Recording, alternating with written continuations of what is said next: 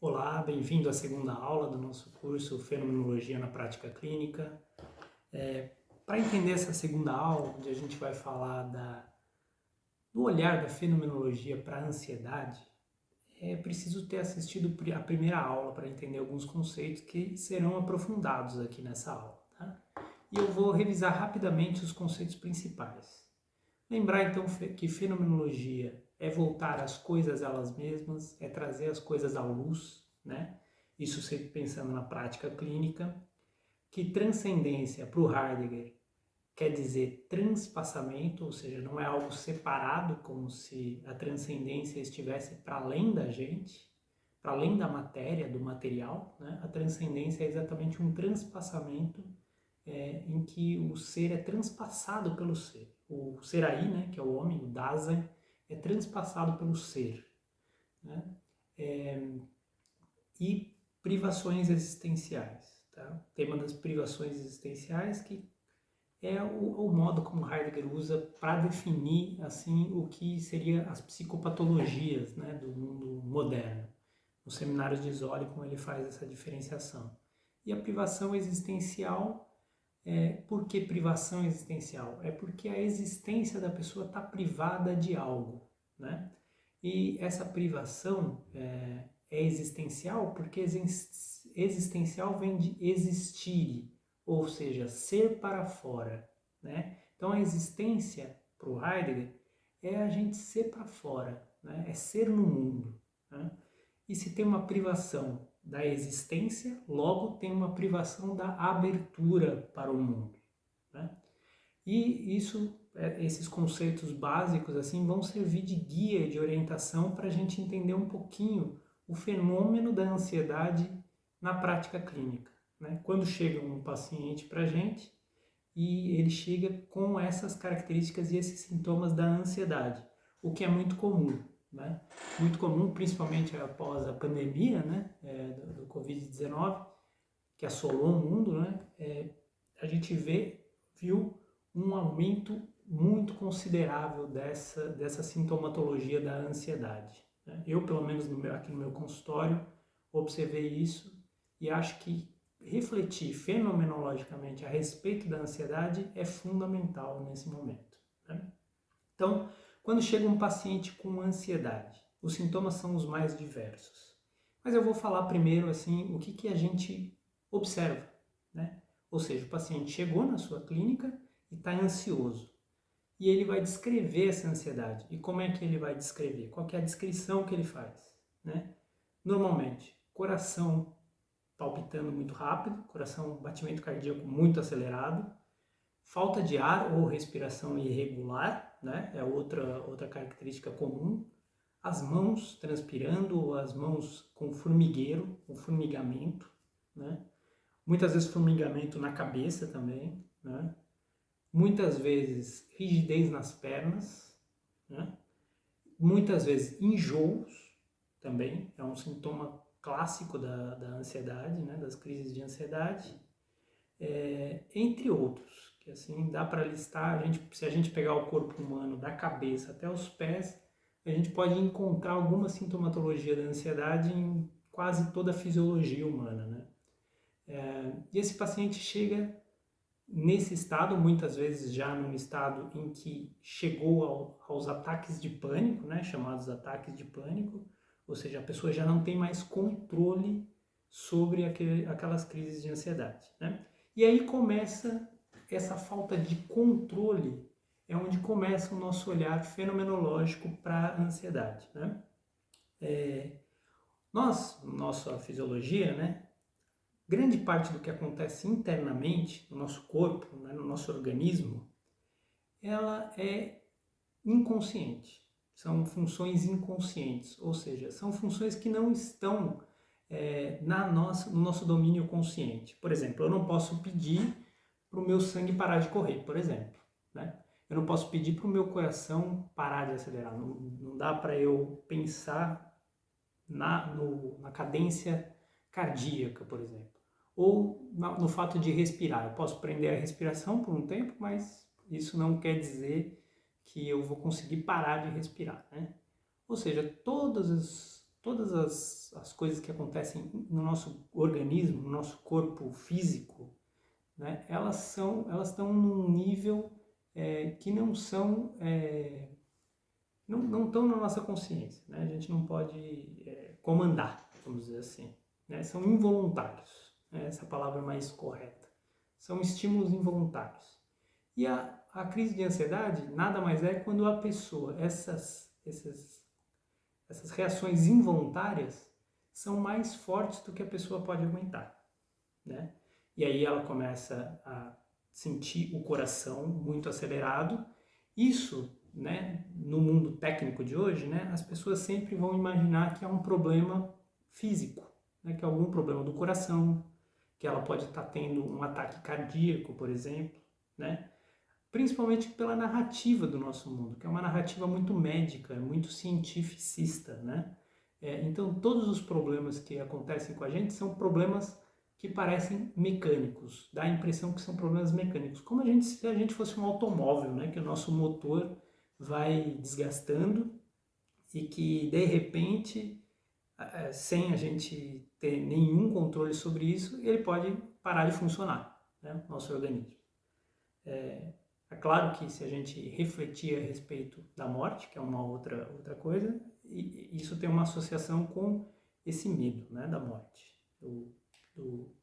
do ser para a morte, como a Heidegger vai dizer, né? Mas, enfim, essa questão da pessoa perder o controle e começar a sentir medo é o que vai motivar essa crise de ansiedade a aumentar. Ela vai crescendo de acordo com o medo, né? O medo é como se fosse uma gasolina que você joga no fogo da ansiedade, né? Você tem uma brasa ali da ansiedade, começa a sentir algumas sensações e de repente começa a sentir medo daquelas sensações. E é esse medo que vai ser a gasolina que vai ser jogada naquela brasa e vai fazer com que aquela fogueira fique enorme, né? E aí até chegar a um ataque de pânico, né? Se nós formos pensar um pouco a respeito dessa crise de ansiedade pela visão da neurociência moderna, né, que é uma visão possível da gente ler esse tipo de questão, nada mais é a ansiedade do que o corpo se preparando para lutar ou para fugir, né? Então, o que acontece? Diante de uma ameaça, diante de um perigo, o nosso sistema nervoso, ele prepara todo o nosso corpo para duas reações, ou para a gente lutar ou para a gente fugir, certo? E como é que acontece isso na visão da neurociência e numa visão do nosso organismo, né? Nós temos a amígdala no cérebro, uma pequena parte do cérebro, muito pequena, mas que diante de uma ameaça, ela como se fosse um alarme de incêndio, ela faz ela se liga mais quando tem uma ameaça. E esse se ligar da amígdala faz com que as glândulas suprarrenais vão produzir dois hormônios, né? A adrenalina, um deles, e o cortisol. São os chamados hormônios do estresse, né? E aí, então, as suprarrenais vão mandar esses hormônios para o nosso cérebro e o nosso cérebro vai comandar o corpo para lutar ou para fugir, certo? E nesse momento a gente tem os sintomas que eu especifiquei no começo, né? O coração começa a acelerar, porque para a gente fugir ou para a gente lutar, a gente precisa estar com mais sangue no corpo. E uma série de questões fisiológicas, que eu não vou entrar em detalhes aqui, porque senão a gente entraria mais numa aula de neurociência propriamente do que de fenomenologia, né? Mas é importante a gente entender como é que funciona uma crise de ansiedade no nosso organismo, para a gente perceber o olhar fenomenológico disso, tá? Então, como é que a gente une essas duas coisas, né? Essa explicação da ciência moderna, que é muito útil, mas que muitas vezes não auxilia o nosso paciente que está procurando a nossa ajuda, né? O nosso auxílio. Primeira coisa é a gente ter essa informação, a gente saber, a gente estudar, ter o conhecimento sobre isso, mas no momento de encontrar o paciente, no momento em que ele chega com esse tipo de característica, a gente suspender um pouco esse conhecimento. A gente olhar para aquela pessoa como um ser humano e não como um organismo puramente fisiológico que está passando por essas questões, né? Então, ter um olhar cuidadoso para a existência, ou seja, para a abertura desse paciente para o mundo, para o ser no mundo desse paciente, né? Como é que ele está interagindo com o mundo? De onde vem essa ameaça que ele está sentindo?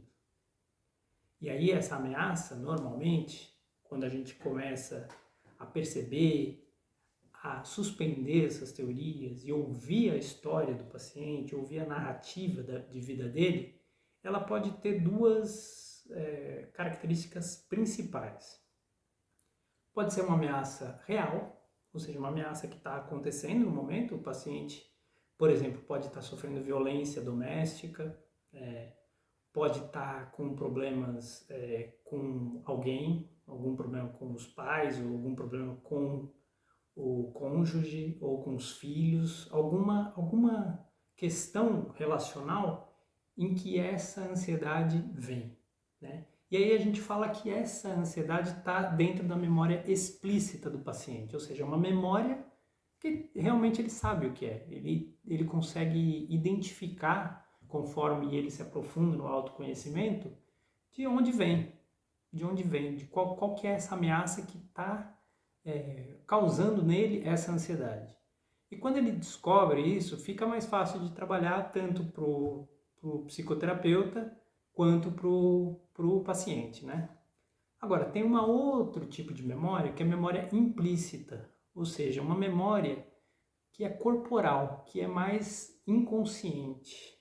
A gente pode dizer hoje que o corpo é o inconsciente, né? Como eu falei, as reações involuntárias do organismo estão dentro das memórias implícitas, ou seja, o paciente pode ter passado por alguma questão ou na infância ou em outro momento da vida e ficou uma marca de ameaça naquela fisiologia, na fisiologia do paciente, né? E essa fisiologia vai responder e vai repetir aquela sensação. Então eu vou dar um exemplo, por exemplo, né? Um exemplo clássico, né? Clínico, que eu vejo na minha clínica muitas vezes. Uma pessoa, uma mulher, por exemplo, que sofreu violência doméstica em casa, né? A ameaça estava dentro de casa, então a ameaça é constante, a ameaça estava sempre ali, né? Então ela vivia com medo, né? Vive com medo dentro de casa, que é o lugar em si que deveria ser seguro para essa mulher, né? Então o modo como ela se abre para um lugar seguro como a casa dela já era um modo ameaçador, ou seja, a própria casa que deveria ter um sentimento de segurança para essa paciente, ela tem um sentimento de ameaça. Então a ameaça está sempre presente, né? Depois ela se separa, por exemplo, vai viver a vida dela e de repente ela começa a sentir alguns sintomas. Por exemplo, ela está andando na rua, vê uma pessoa que está vindo em direção dela e o coração dela começa a acelerar e ela começa a perder o ar e ela tem um ataque de pânico, por exemplo. Ela não consegue conectar uma coisa com a outra no momento. Mas o que está acontecendo? O modo de abertura dela para o mundo está conectado com a ameaça, né? Então, logo, uma pessoa vindo em direção a ela se abre como ameaçadora, né? Assim como o mundo vai se abrindo como ameaçador para ela, né? E essa abertura de mundo, né, está privada de segurança, percebe? Então, tem uma privação existencial, ou seja, uma privação de abertura dessa pessoa.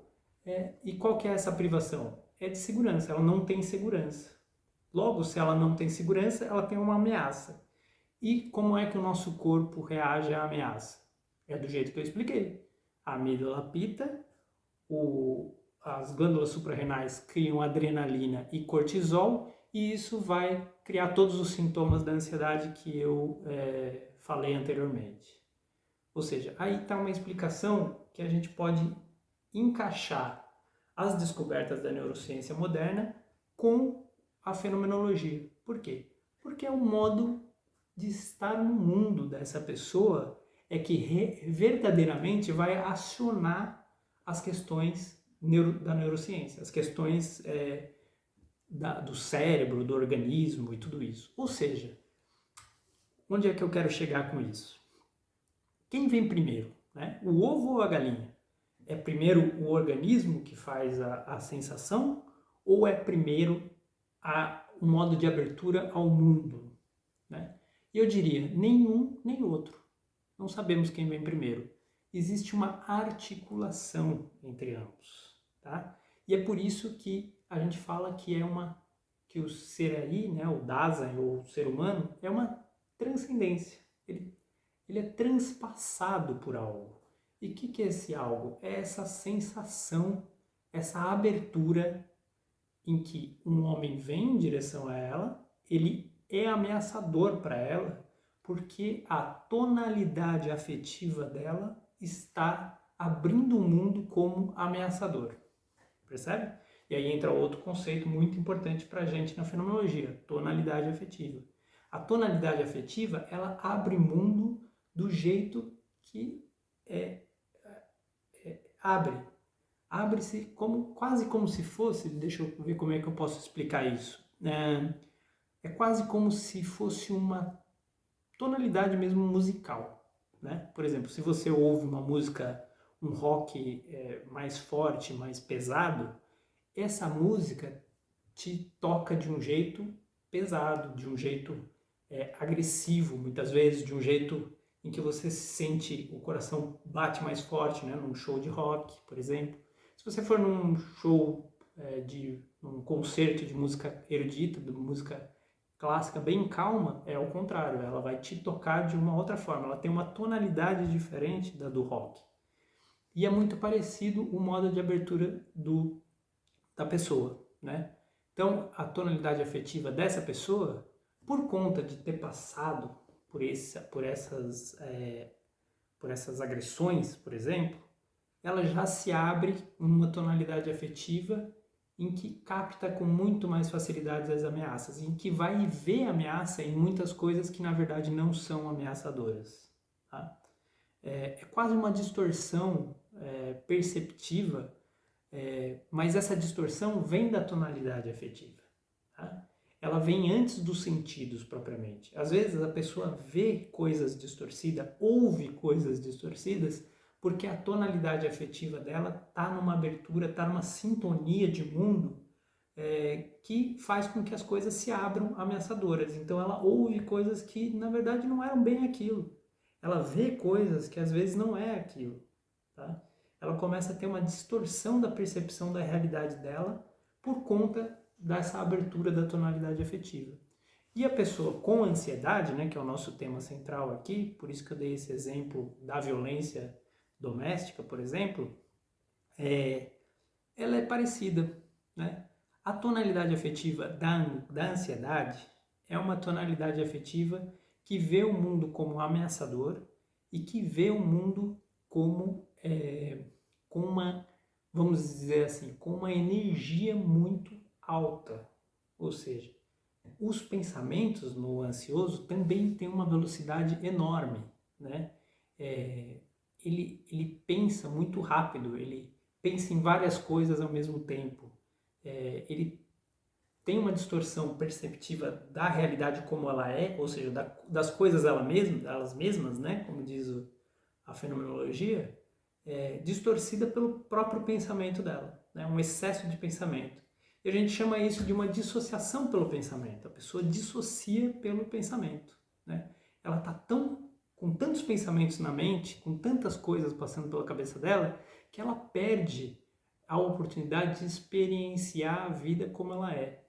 Ela perde e começa a ter medo até de experienciar a vida. Ela perde essa coragem de viver, né? Então o mundo vira ameaçador, abre-se como ameaçador e ela normalmente vai se fechando dentro de si mesma.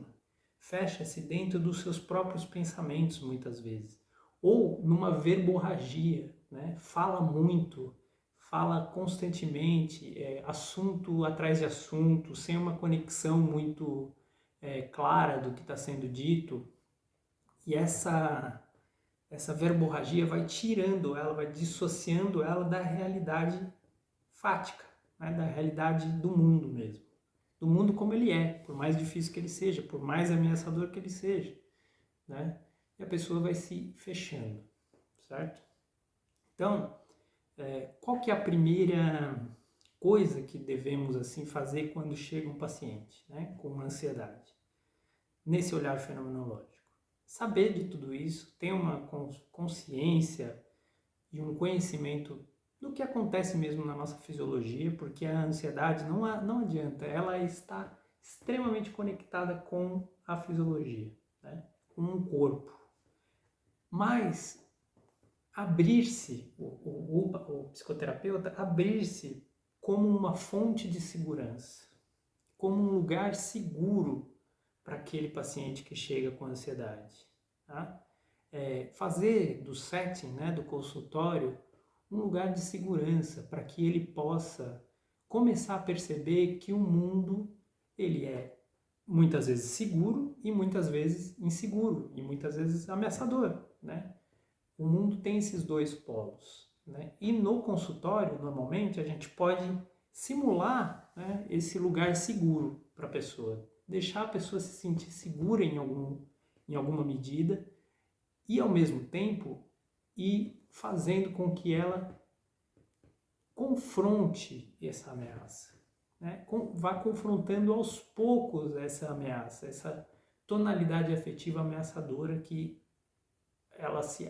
com que ela se abre, para ela começar a poder se autorregular emocionalmente, ou seja, para ela poder começar a ter um domínio sobre aquilo, no sentido não de controlar, porque é difícil controlar, mas sim de aceitar aquilo, né? Ter uma aceitação daquela ameaça, começar a ter algum recurso para enfrentar essa ameaça e poder, principalmente, ir descarregando essa ameaça, primeiro da fisiologia dela, porque a ameaça é fisiológica também, né? Mas principalmente da afetividade, no sentimento dela, né? Porque é o sentimento, é a afetividade que abre o mundo como um mundo, que dá cor ao mundo, né? Que dá cor à ação do mundo, no mundo.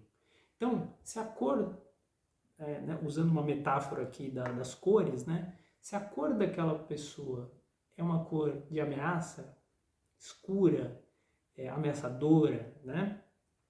O mundo vai se abrindo nessa tonalidade afetiva escura, ameaçadora, né? Então, o que é preciso fazer? É preciso ter segurança para poder começar a ver o mundo sobre os olhos da realidade, né? E a realidade, se a gente observar bem, né? À noite, mas todas as manhãs o sol chega, né? E ilumina o mundo, né? E essa iluminação do sol, né? Como uma metáfora que a gente pode fazer, está presente também dentro de cada um de nós. E nós podemos nos valer dessa luz, né?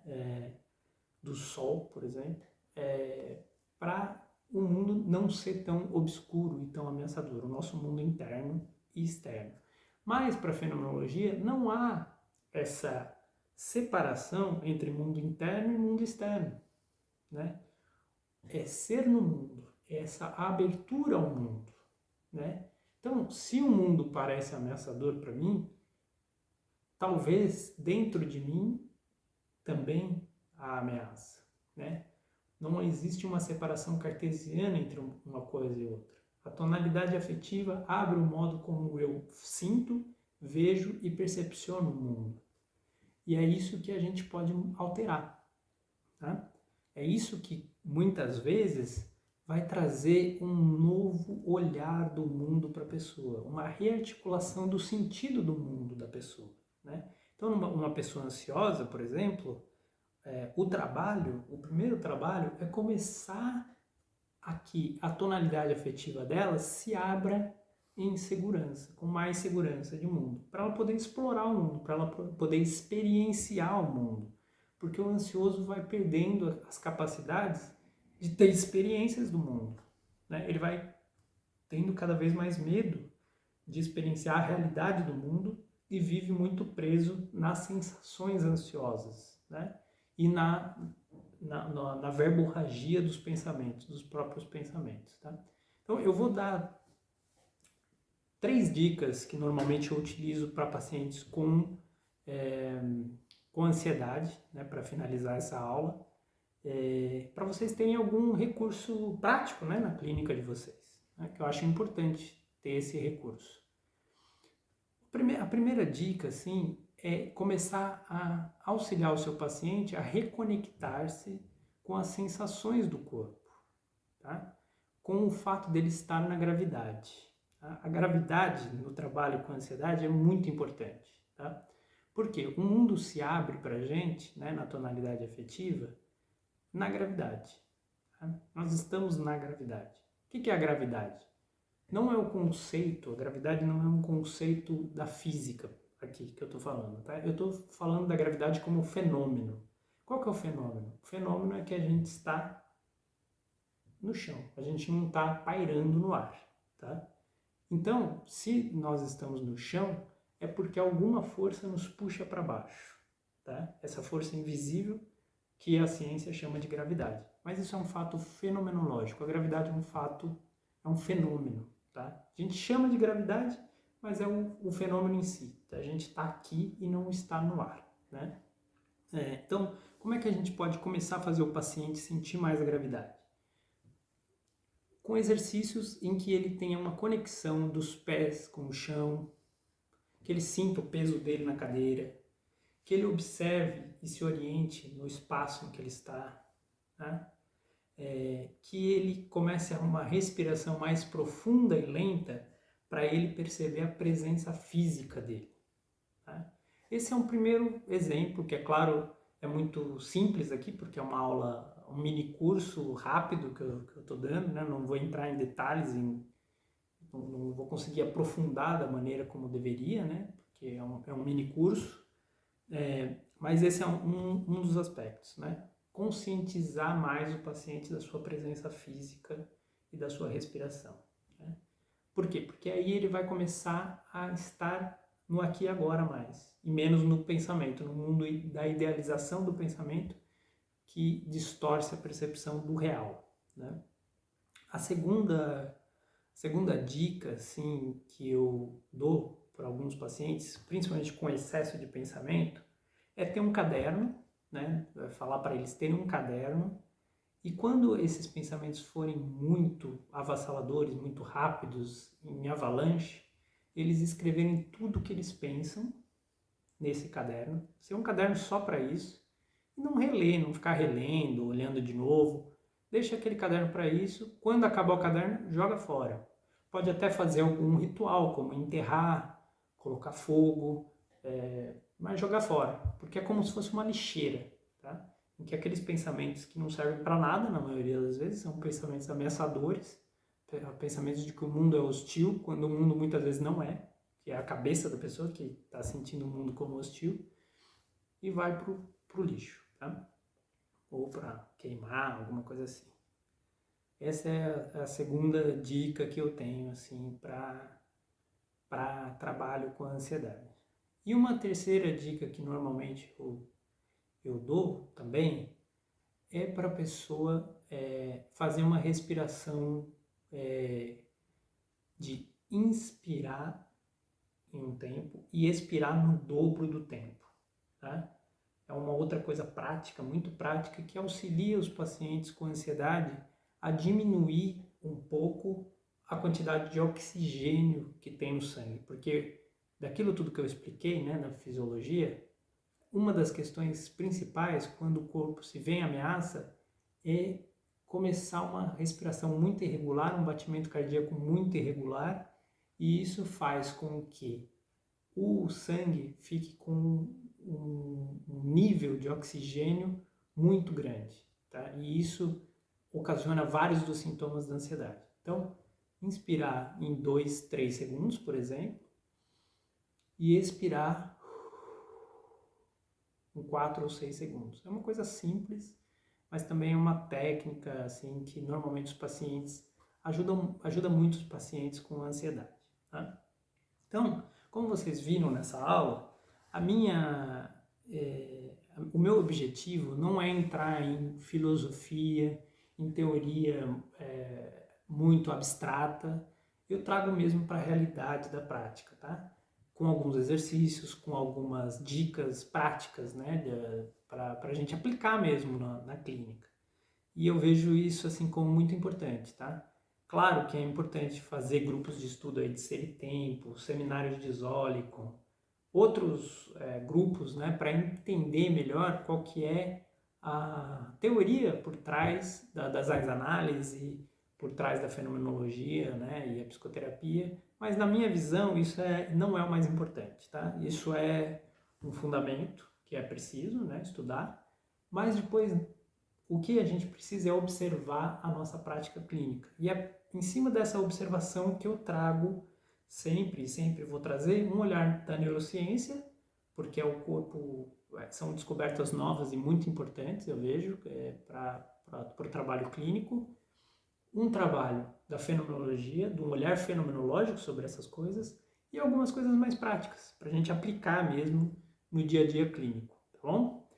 Espero que tenham gostado dessa segunda aula. E na terceira aula eu vou fazer a mesma leitura, mas a respeito da depressão, tá? E vou voltar um pouco na ansiedade para comparar as duas, ok? Então, muito obrigado e assistam a próxima aula abaixo.